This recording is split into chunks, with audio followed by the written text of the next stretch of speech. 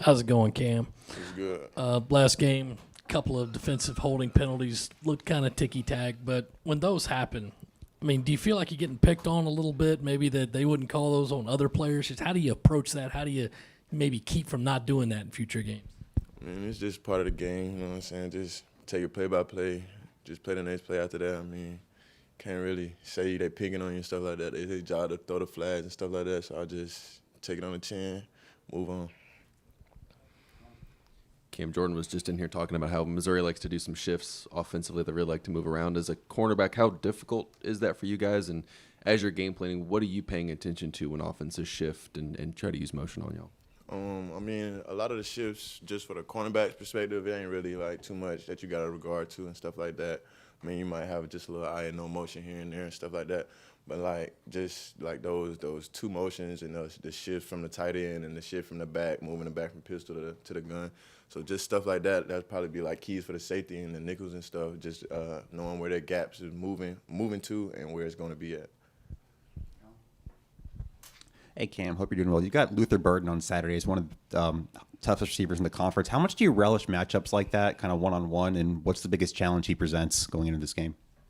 I ain't gonna lie, I really don't know about bro like that. But, I mean, I guess he a good player and stuff like that. But, you know what I mean, just take it day by day just like you take any other thing. Cam, I think last week was one of the first weeks you guys have had pretty much everyone in the secondary healthy at the same time. I guess just what was that like, and I guess what's it been like to kind of see guys get back and have that full complement of guys, and I guess how much do you feel like that can kind of help you guys down the stretch now toward the back end of the season? I mean, y'all see it can get scary. I mean, ain't nobody really you don't really see no ball caught over 10 yards, but really not even over 5. Like, so we just making sure that we home in on the details and stuff like that and bring our game every game.